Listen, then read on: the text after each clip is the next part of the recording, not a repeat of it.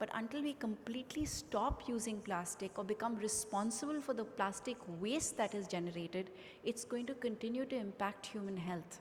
And if it's made its way into our clouds, because apparently it's raining plastic microns, and it's made its way into the womb of a mother and the bloodstream of babies, then it's time to change.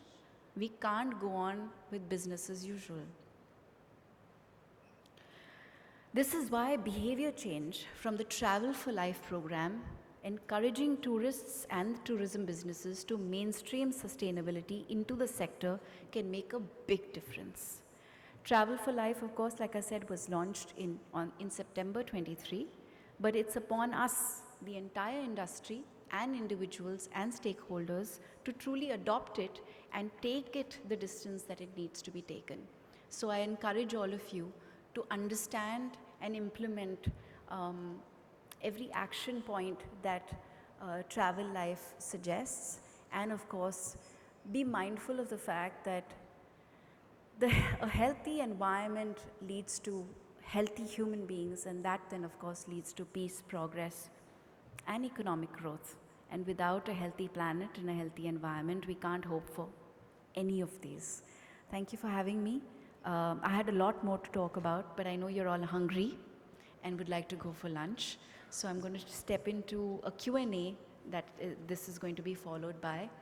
And I'm also going to take a moment to thank the Maharashtra Tourism Department and of course the state government for truly, making sustainability a part of the focus of the Mumbai Festival. Thank you for having me. Thank you, Diya.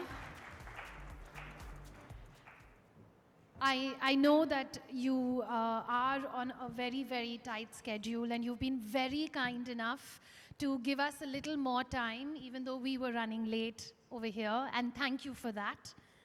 My pleasure, absolute pleasure. Thank See, you. every chance we get to talk about the Sustainable Development Goals, we must take it. We just have to. And that's what I see. I see that, and I follow your work so much. And I know that sustainability is literally, if it could be in your DNA, it is in your DNA. And is that something that you were just born, sometimes we say, was she born with it? No, Frisha, sustainability is not a catchphrase. It's not, I'm glad it's becoming a cool a word to use, but it should not be used lightly. And it's a word that I think should become intrinsic to our behavior and an understanding of life itself. And it's interesting, we belong to a country that has so much wisdom and knowledge and understanding of what it means to live in peace and in harmony and in balance with nature. And that's what sustainability is, it's nothing else. Sustainability is a basic understanding that all that provides life comes from the earth.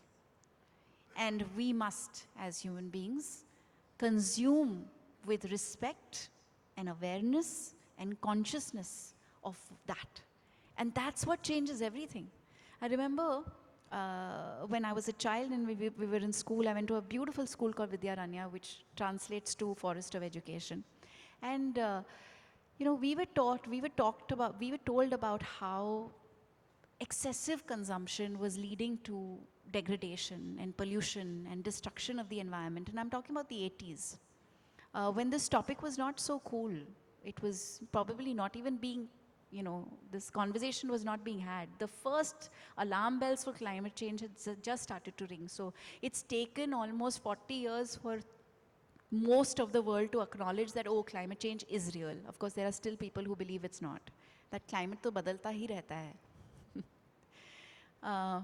But in school, we were made to understand that that pencil that we use comes from a wood that comes from a tree, and that when we are wasteful and unthinking in how we use it and we throw it away easily, then we are being disrespectful to everything that the earth provides.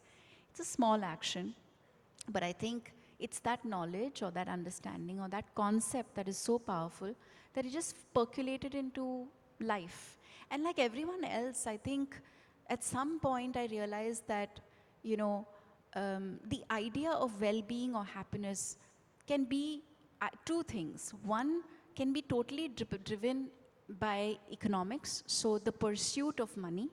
And then you realize that no, actually the things that support peace, harmony, goodwill, you know, well-being and health is the very opposite. Of course, money is important, and we must all earn money so that we can afford the needs of our life. But then, so long as greed is for good things and just and fair practices, then, you know, it's okay. But most often, a capitalist mindset where your pursuit to grow is only linked to money and is not linked to well-being and peace and progress and equality and all the other goals, then there's a big problem. And that's why we find ourselves where we are in our world today. I know that you just gave an example to everybody about your traveling bottle. And I just want to let everyone in the audience know that I know that that is just one of the many, many things that you do as not as a person that only leads a sustainable lifestyle, but also maybe if you can inspire everybody with also your sustainable travel. So if we can also delve at a personal level, you know, like everything that you also do so that you can inspire people in the audience. When we hear it, we get ideas. Absolutely. I mean, so one of the things that I do is I don't fly business or first unless it's a flight timing beyond 8 hours. So that is a significant shift in mindset, and also impacts, you know, your carbon footprint. The other thing to do, of course, is to support local craft, local goods, eat local, eat seasonal, and of course choose places to stay that are, you know, have put in sustainability practices and measures. So they're managing their waste, they're harvesting water, they're powering with solar, they're shifting to clean energy. There's, you know, those are some of the checkpoints that I want to make when I'm choosing my travel itinerary. And then, of course, slow travel is wonderful. I love to travel by road, engage and interact with local communities. And in doing that, not only do you expand your own individual wealth as a person through the experience that that offers you, but it also then empowers locals in every region and gives them so much more. These are some of the steps. And of course, the basic, my God, how could I forget? Refuse all single-use plastics, carry your own bottle. I carry my own cutlery in my handbag. I have my own traveling mug, so I never have to take a disposable mug anywhere I go. So, you know, for whether it's tea or coffee on the go or it's water, you're always equipped. And I can say this at a very personal level. I have taken a sneak peek into the Mirza's bag. And she truly does travel with all of that in that bag. And now that we're talking about travel and, you know, coming at a more personal level also with the travel that you do, would it be fair for me to say that you've probably visited every wildlife sanctuary that we have in our country? Because you probably have. No, that's on my bucket list. Thankfully, we still are, despite being the most populous nation in the world, we still have the world's largest tiger population, the world's largest Asiatic lion population, the world's largest one-horned rhino population, and we have the most incredible biodiversity in our country. I mean, look at us living in Mumbai. We share our city with flamingos. We share our city with leopards. We share our city with over 250 bird species. We have the Sanjay Gandhi National Park, which is almost in the heart of the city. So we coexist with biodiversity. And I remember even during the lockdown, we had dolphins that could be spotted from the gateway.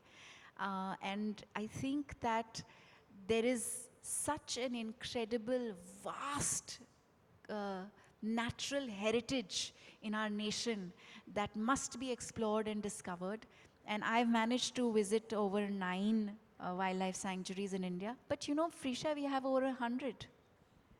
Oh, I didn't. Yes, we have over 100 wildlife sanctuaries in India. And that is only, so that's just 25% forest cover remaining. There was a time where India had uninterrupted forest cover and much more forest cover. So what's left is only 25%, of which 5% is dense forest. And this is what is providing us our fresh water. This is what is regulating our climate. This is what is making our air cleaner and offsetting our emissions. And so it is our absolute urgent responsibility to protect and secure this existing natural heritage. And of course, if we can add to it, we must. And You can clap. Why are you all being so hesitant? Go for it. go for it. Let's also talk a little bit about visual representation having so much impact on inspiring people and, of course, setting them on a sustainable path. And I know that with Ganga, Soul of India, the show that you had done, and also in your latest movie, Dhak Dhak, in which you're fantastic. Not only did you learn how to ride a bike, but also in one of the scenes you're shown over there picking up plastic waste. And let's talk a little bit And carrying my own bottle. yeah.